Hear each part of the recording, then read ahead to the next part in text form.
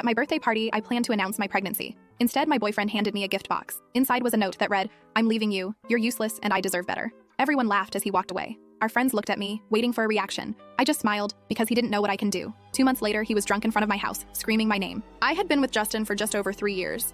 He was charming and attentive, actually maintaining eye contact instead of constantly looking around for someone more interesting to talk to. Things moved pretty quickly between us. By our 1-year anniversary, we were living together in a cute little place we could barely afford. Not perfect timing financially, but the rent in this city is ridiculous no matter when you move, so our relationship wasn't perfect, but it felt solid. We had similar goals. Eventually buy a house, travel a bit, maybe kids someday. Justin was always more concerned with appearances than I was. He cared about what car we drove, which restaurants we were seen at, posting the perfect pics on Instagram. I should have paid more attention to that red flag, but hindsight is 20/20, isn't it? Anyway, about 4 months ago, I'd been feeling off, nauseous in the mornings, exhausted all the time. I took a pregnancy test mostly to rule it out. We were careful, but not that careful.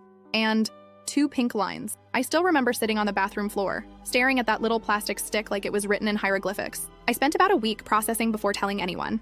My best friend Barbara was first. She brought wine to our girls' night.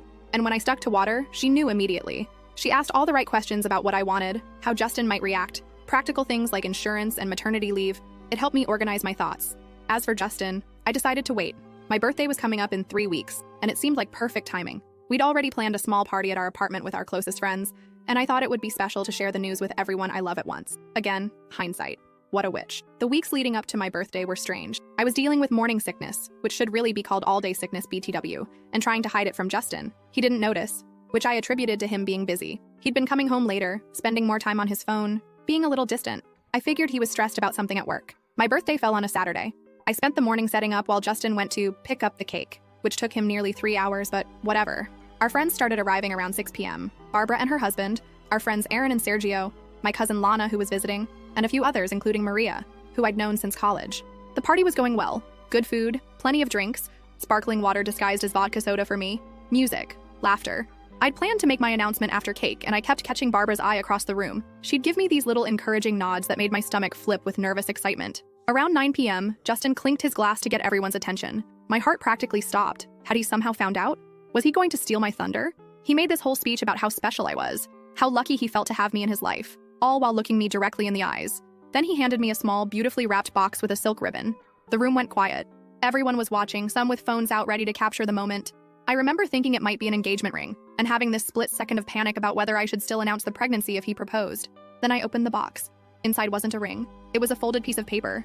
I opened it, confused, and read the words that are basically burned into my brain now. "I'm leaving you. You're useless, and I deserve better. Your stuff will be packed by Monday." I looked up at him, sure this was some kind of horrible joke, but his expression had completely changed. Cold, distant, almost amused. Then he said loud enough for everyone to hear that we were done, that it had been fun, but he'd outgrown me. And then he laughed, like actually laughed. A few people in the room laughed too, clearly thinking this was some kind of prank we'd planned. But then Justin turned and walked out the front door without another word. The silence that followed was deafening. I stood there, note in hand, pregnancy announcement dying in my throat, while our friends looked between me and the door, waiting for someone to yell, "Just kidding!" But nobody did. Barbara was the first to move. She crossed the room and took the note from my hand, read it, and muttered that he was an absolute bastard. Then everyone started talking at once. Confusion, concern, outrage on my behalf. And me? I just smiled. Not because I wasn't devastated. I was. Not because I wasn't humiliated. I absolutely was. But because in that moment, I realized something crucial. Justin had no idea what was coming. He thought he held all the cards. He thought he'd orchestrated this perfect exit, this public execution of our relationship where he got to be the powerful one. But he didn't know I was pregnant with his child. He didn't know that I'd found his secret credit card statements 2 weeks earlier when I was looking for a stamp in his desk drawer. He didn't know that I'd already seen the texts on his Apple Watch when he was in the shower. He really should have set up 2-factor authentication LOL. And most importantly, he didn't know that I'm not the kind of woman who falls apart when pushed. I'm the kind who gets strategic. So I smiled. I thanked everyone for coming. I assured them I was okay, I wasn't, and that they didn't need to worry about me. They did. I even cut the birthday cake Barbara had brought and passed out slices, as if celebrating the end of something rather than mourning it. Maria left almost immediately, claiming she felt sick. Interesting timing, right? Don't worry, we'll get to her. The others stayed, helping me clean up and offering places to stay, shoulders to cry on, alibis for murder. Kidding, mostly. By midnight, everyone was gone except Barbara, who insisted on sleeping on my couch despite my protests. Once we were alone, I finally broke down. The pregnancy, the betrayal, the humiliation, it all came crashing down at once. Barbara just held me and let me sob, not trying to fix anything with empty reassurances or those annoying, everything happens for a reason platitudes people love to throw around when they don't know what else to say. When I finally calmed down, somewhere around 2 a.m., I told Barbara about the pregnancy. She wasn't even surprised, said she'd suspected from how I'd been acting lately. Then I showed her the credit card statements with hotel charges, expensive restaurants, and jewelry purchases that had mysteriously never made their way to me. I scrolled through the screenshots I'd taken of texts to M with heart emojis and plans to meet when I was working late. We both knew exactly who M was, especially after Maria's hasty exit from the party. We stayed up talking until dawn, weighing options, making plans. Barbara asked about telling Justin about the baby, but I was firm. He'd find out eventually, but on my terms, when I was ready, not a moment before.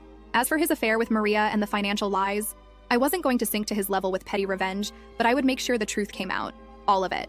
Barbara looked at me with this mix of concern and admiration as I laid out my thoughts. She commented that I could be scary sometimes when I got that determined look in my eye. I just laughed. A real laugh. The first one since opening that horrible box. That night, as I lay in bed alone for the first time in years, one hand resting on my still flat stomach, I made 2 promises. One to my unborn child, that I would provide a stable, loving home no matter what, and one to myself, that I would emerge from this stronger than before. Justin thought he was writing the end of our story with that cruel note, and if there's one thing I've learned from all those true crime podcasts I listen to while doing laundry, it's that the best revenge requires patience, planning, and a clear head, all 3 of which I had in abundance. Next time I'll tell you what happened in the days and weeks after, including how I confirmed exactly who he left me for. Spoiler alert, it wasn't a surprise.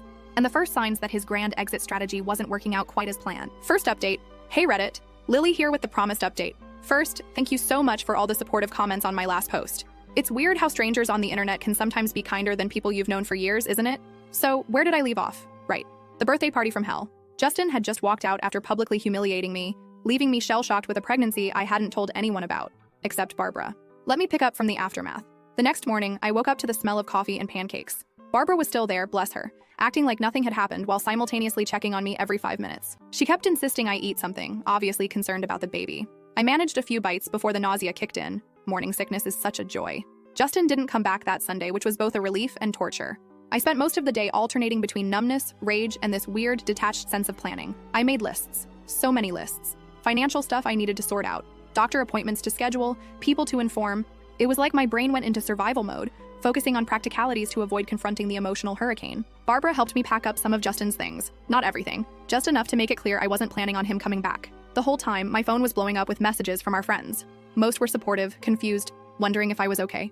A few were from mutual acquaintances who seemed more interested in gossip than my well-being. And noticeably absent from the concerned chorus? Maria? Remember her from the party?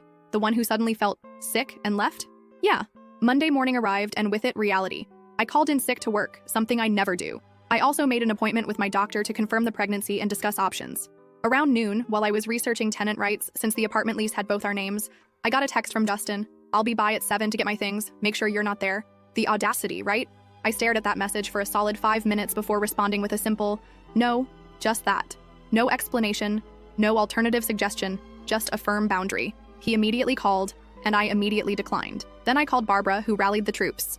By 6:30, my apartment was filled with friends. Aaron, Sergio, Lana, who extended her visit, and a couple others. A protective barrier of people who loved me. Justin showed up at 7 on the dot, and his face when he saw the welcoming committee, priceless. He tried to act tough, demanded to know what was going on, but Aaron, who's like 6'4" and built like a brick wall, just handed him one suitcase with some clothes and essentials. Aaron told him firmly that the rest of his stuff would be available when he arranged a proper time and showed some basic human decency. For now, this was all he was getting. Justin tried to catch my eye where I sat on the couch, deliberately calm. He started saying something about how this was ridiculous, and to just let him get his things. I finally spoke directly to him, telling him he should consider himself lucky I hadn't changed the locks yet, and we could discuss the rest of his belongings once I'd had time to process his lovely birthday surprise. He started to argue, but something in my expression must have warned him off. He took the suitcase and left, but not before muttering something about me always needing an audience. Rich coming from the man who dumped me in front of all our friends, don't you think? After he left, I cried again. Not for him, but for the future I thought we'd have. For the plans that now needed rewriting. For the child who deserved better than a father who could be so cruel. The next morning, I called a locksmith and had the locks changed. Now, about Maria. I had my suspicions from the moment she bolted from the party, but I needed confirmation. It came from an unexpected source. Sergio texted me Tuesday evening to let me know that Justin and Maria had been seeing each other. He and Aaron had spotted them together 2 months ago, but couldn't be sure it wasn't innocent. He apologized for not telling me sooner. It was like being punched in the stomach and simultaneously feeling vindicated. I'd known Justin was cheating. I just hadn't known with whom. Finding out it was Maria, someone who had been in my home, eaten my food, accepted my friendship. That was a special kind of betrayal. Instead of confronting either of them, I decided to wait, watch, gather information. Maybe I've been listening to too many true crime podcasts, but patience really is key in these situations. Over the next week, I focused on practical matters.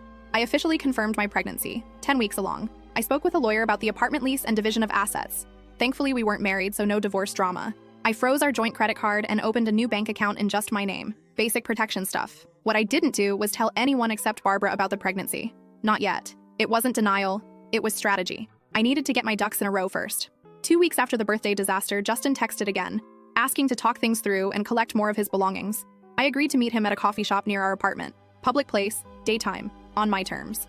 He looked terrible, which gave me a little jolt of satisfaction I'm not proud of. Unshaven, circles under his eyes, wearing a wrinkled shirt. He launched immediately into what I can only describe as a half-assed explanation. He'd been unhappy for a while, felt trapped, thought a clean break would be easier for everyone. I let him ramble for a while before I simply asked if Maria was making him happy. The look on his face, priceless. Pure deer-in-headlights shock. He stumbled through denials that were so transparent I almost laughed. I cut him off and told him I knew about Maria, about the hotel charges on his secret credit card, about the jewelry he bought her with money we supposedly needed for rent. I asked him to just be honest for once. He deflated like a punctured balloon. He tried the "it's not what you think" line, but I cut him off again. I told him what mattered now was that he could collect the rest of his things that Saturday at 2 p.m. Aaron would be there to supervise. And after that, I didn't want to hear from him unless it was through my lawyer. His voice actually squeaked when he repeated lawyer. He insisted we didn't need lawyers and could work things out ourselves. I stayed calm, even as my heart raced. I told him we were past that point, that he'd made his choice very clear at my birthday party, and I was just respecting it. As I stood to leave, he grabbed my wrist, not hard, but desperately. He asked about the apartment, specifically how I was going to afford it alone, saying my job barely covered half the rent.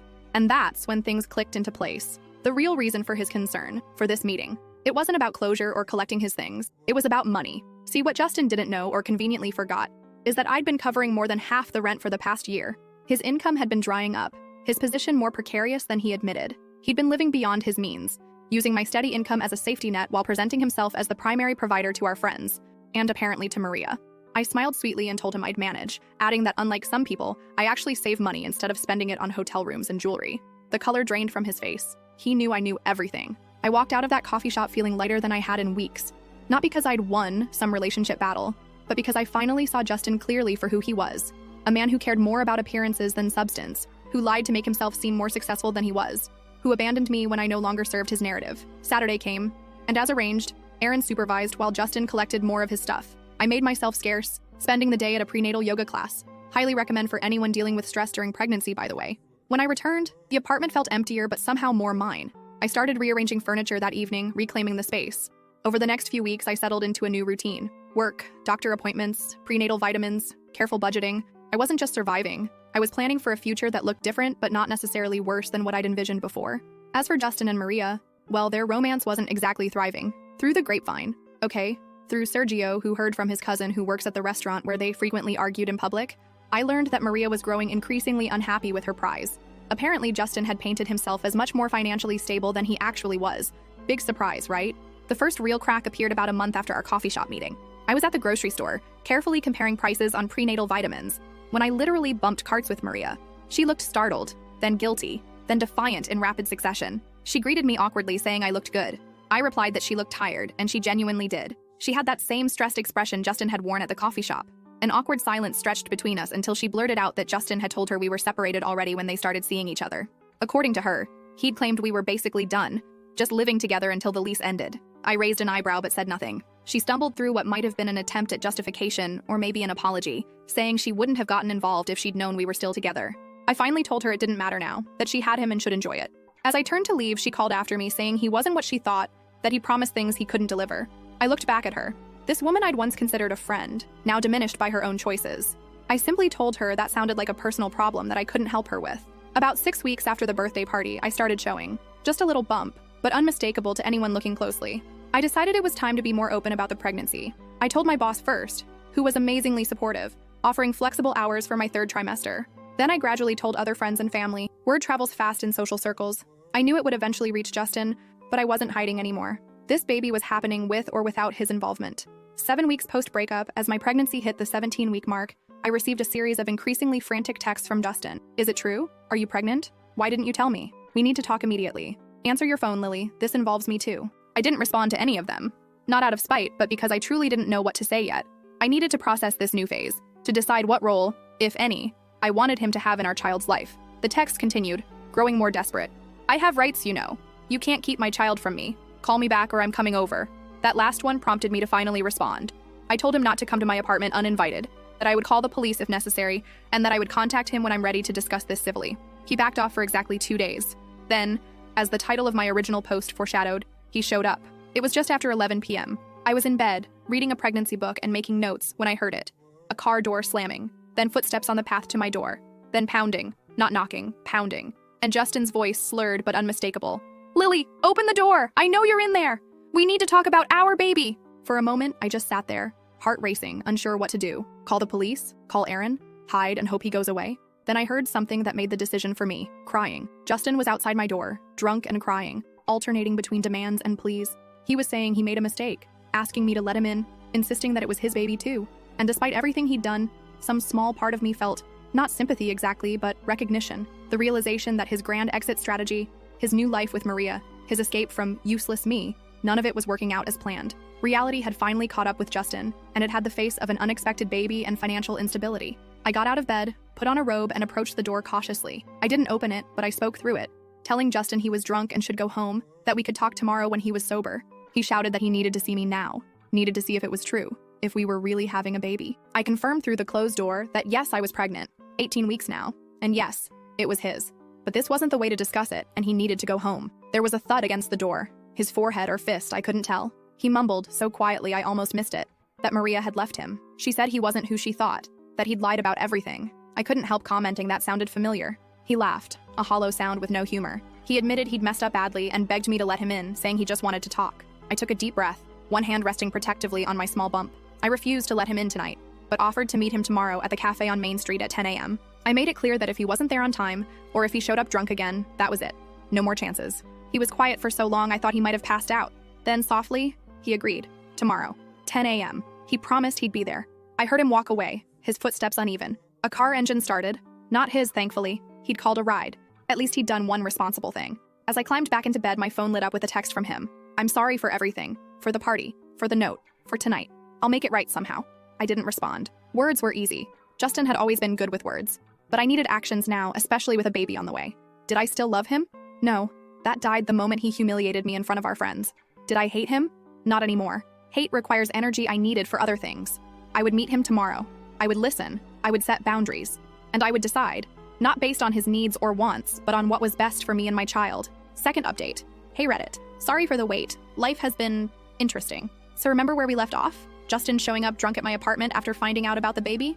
Well, I promised to meet him at that cafe the next morning, and TBH, I half expected him not to show. But there he was at 9:55 a.m., looking like absolute trash, and I mean that in the most objective way possible. Bloodshot eyes, same clothes as the night before, and this nervous energy that made him keep jiggling his leg under the table. The table was, literally, shaking. The first thing I noticed was he'd already ordered me a decaf latte. Which, okay, thoughtful, I guess? Except I've switched to herbal tea since getting pregnant because coffee makes me nauseous now. Small detail, but it kind of summed up everything about Justin, making assumptions about what I need without actually paying attention. Anyway, that meeting was a lot. He started with apologies, lots of apologies. Sorry for the birthday humiliation. Sorry for cheating. Sorry for the financial lies. Sorry for showing up drunk. It was like watching someone frantically check boxes on an I messed up form. I just sipped my tea, ordered to replace the unwanted latte, and let him talk himself out.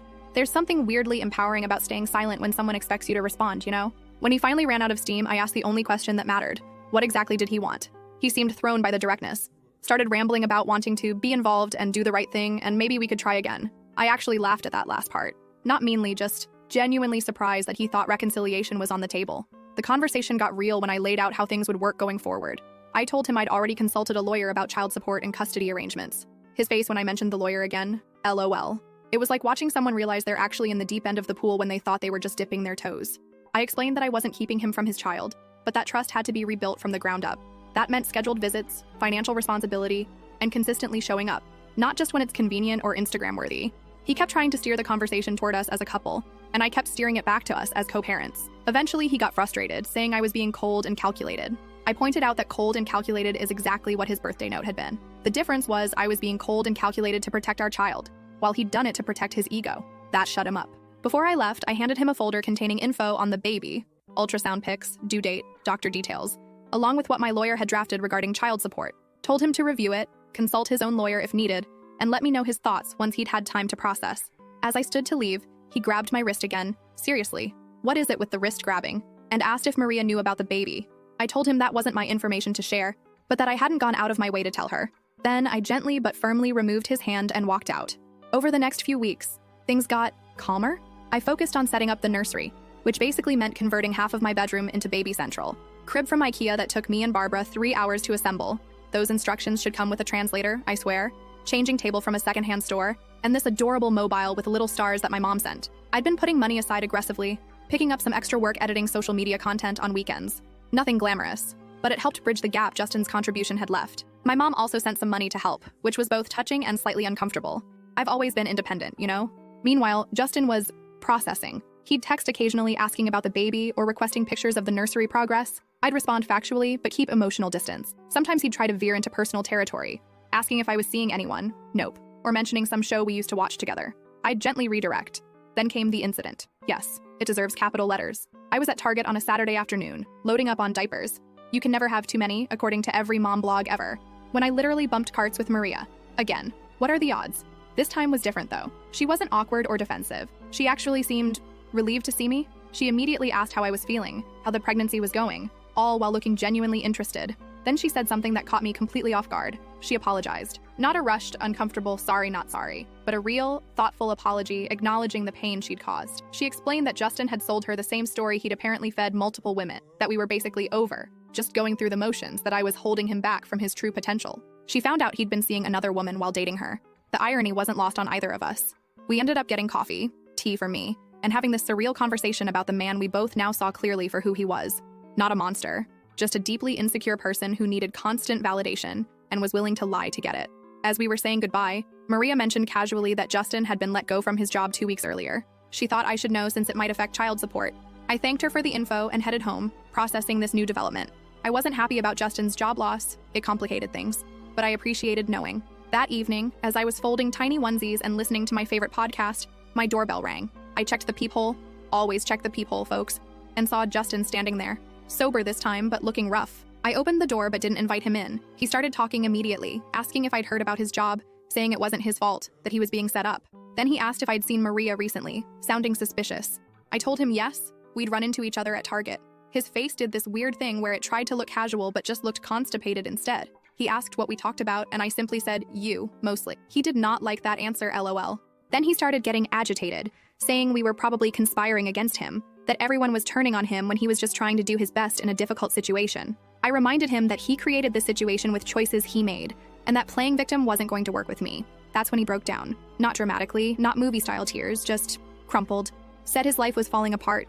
No job, no girlfriend, apartment he could barely afford, and a baby on the way he wasn't prepared for. For a brief moment, I felt that old urge to comfort him, to fix things.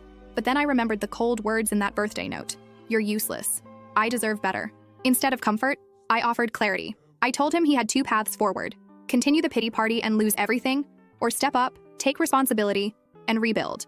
For the first time since this whole mess started, Justin really listened.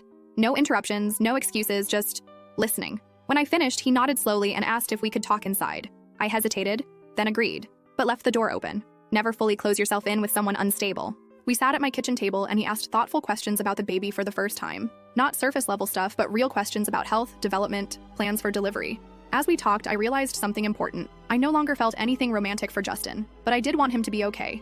Not for his sake, but for our child's. Before he left, he promised to review the child support agreement and find a new job ASAP. He also, surprisingly, thanked me for not hating him when I had every right to. I told him hate takes too much energy, and I was saving my energy for more important things now. The next few weeks brought subtle changes. Justin found a new job, paying less, but steadier. He signed the child support agreement without argument. He even enrolled in a parenting class at the community center. As my due date approaches, things feel not perfect, but functional. Justin and I have established a cautious co-parenting relationship built on clear boundaries and expectations. He comes to doctor appointments when invited. He helped assemble the crib when I finally admitted defeat with those ridiculous IKEA instructions. Last week, at 7 months pregnant, I received a package from him. Inside was a journal, not expensive, just simple and practical, with a note that said, "For your thoughts, plans, and all the true crime podcast notes you want to write, you were never useless." I was just too self-absorbed to see your value. I didn't respond. Some things don't need acknowledgement.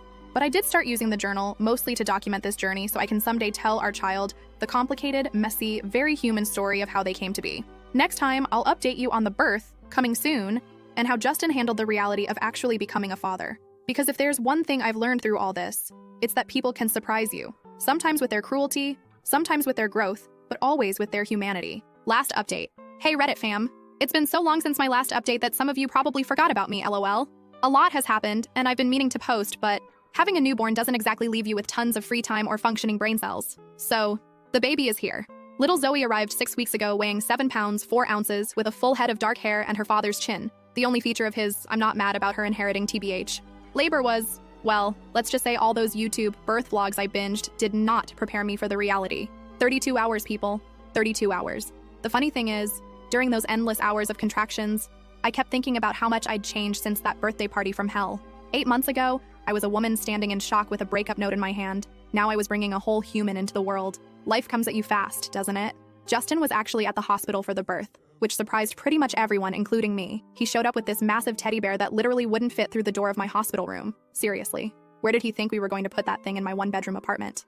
But he stayed. Through the waiting, through my not-so-ladylike screaming, through it all. Barbara was my rock, though. When things got intense and I was convinced I couldn't do it anymore, she was right there reminding me that I was already doing it. Justin mostly hovered awkwardly in the corner, scrolling through his phone and occasionally asking if I needed anything, which, I mean, at least he was trying.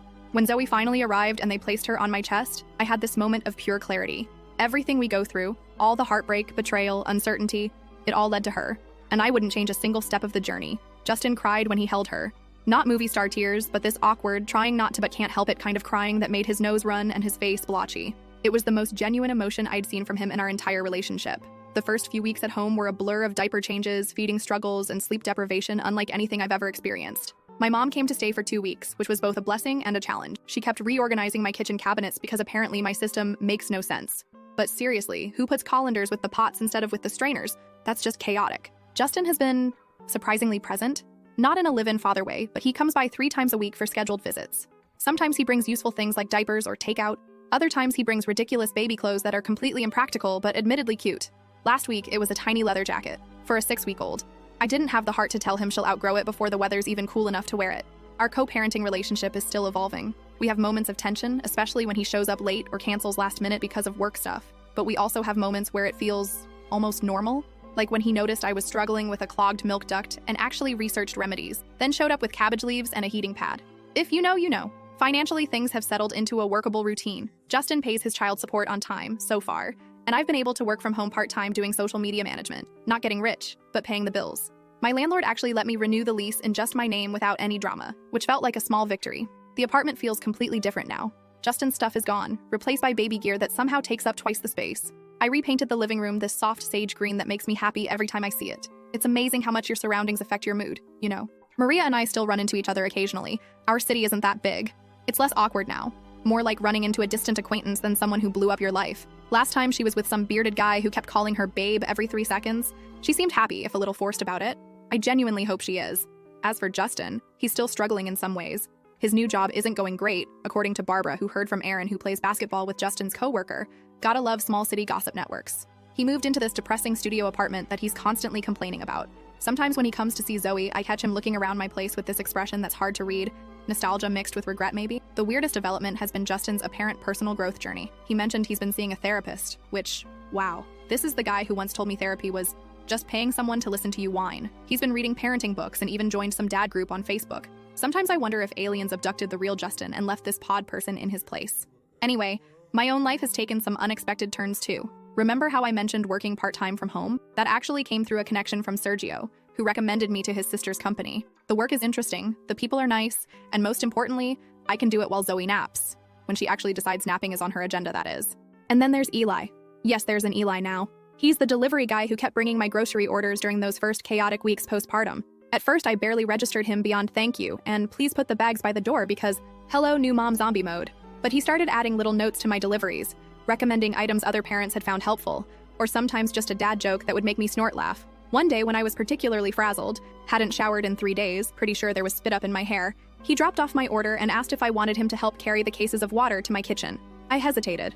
Strange man in my apartment and all that, but something about him felt safe. As he helped put away the groceries, we started talking. Turns out he's finishing his degree in environmental science, delivering groceries to pay the bills. He has a younger sister with 2 kids that he helps with regularly, which explains why he didn't run screaming from my disaster zone of an apartment. We exchanged numbers in case there were any issues with future deliveries. We both knew that was BS, but it was a comfortable fiction. We've been texting, and he's come by for coffee a few times. It's nothing serious. I'm in no rush to dive into another relationship, but it's nice to talk to an adult who doesn't want to discuss diaper brands or sleep training methods. Last week when Justin came for his visit, Eli was just leaving. The look on Justin's face was complicated. Later, he casually asked who that guy was.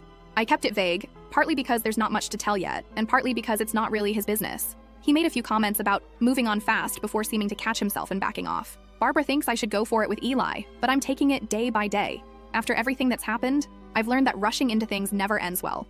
Besides, Zoe is my priority right now. Dating as a single mom is a whole different ballgame, and I'm still learning the rules. Speaking of Barbara, she's been my constant through all of this. When I'm overwhelmed and convinced I'm failing at motherhood, she brings over iced coffee, my first love, finally back in my life now that breastfeeding is going better, and reminds me that all new parents feel this way. She takes Zoe for a few hours sometimes so I can shower, nap, or just stare at a wall in blessed silence. Yesterday was actually my birthday, 1 year since the box that changed everything. Instead of dwelling on that memory, I had a small gathering at my place. Barbara and her husband, Aaron and Sergio, my cousin Lana, and a few other close friends. Justin stopped by briefly to drop off a gift, a surprisingly thoughtful bracelet with Zoe's birthstone, but didn't stay. As I looked around at my little apartment filled with people who truly care about me, at my daughter sleeping peacefully in her bassinet, at the life I've built from the ashes of what I thought I wanted, I felt something I hadn't expected: gratitude. I don't know what the future holds. Maybe Eli will become something meaningful, or maybe he'll just be a brief, kind chapter in this story. Maybe Justin will continue growing into a decent co-parent, or maybe he'll revert to old patterns. Maybe I'll stay in this apartment forever, or maybe I'll eventually find a house with a yard for Zoe to play in. What I do know is that I'm not the same woman who stood holding that note on her birthday last year. That woman was shattered but determined. This woman is rebuilt, stronger at the broken places. So I guess if there's any moral to this long, messy story, it's that sometimes the worst thing that happens to you can lead to the best version of yourself. Not immediately, not easily, but eventually. P.S. If you're wondering what happened to that giant teddy bear Justin brought to the hospital, it's currently serving as a barricade to keep Zoe from rolling off my bed when I need to put her down for 2 seconds to pee. So, I guess it found its purpose after all. For those asking what happened to the infamous breakup note, I kept it. It's in a memory box in Zoe's closet, along with her hospital bracelet, first lock of hair, and the positive pregnancy test. Someday, when she's old enough, we'll tell her the whole story. Not to burden her, but because it's part of her history too. What are you doing here? You lied to me and scammed me. I thought I could trust you. What is happening? Well, I'm Arya's friend, and she paid me to change her time to show up as 2 hours, so she could get donations from you guys, but I didn't want to do that because I know you're innocent. Thank you so much for doing that. Of course. You must be the girl that Arya was trying to get back after stealing her BF. What? Haha. Can we all just forget about this, please? I'll even give you some years here, Jesse. Plus 2 years from Arya. I don't care, Arya. I can't forgive you for what you did. So just leave go with Andrew. Wait, what? With me? What did I do? When you found out Arya had 10 years, you left me to make her feel better. You didn't have to do that. Were you just gonna move on from me? After 4 years? Babe, that was just a mistake. I didn't mean anything. I don't care.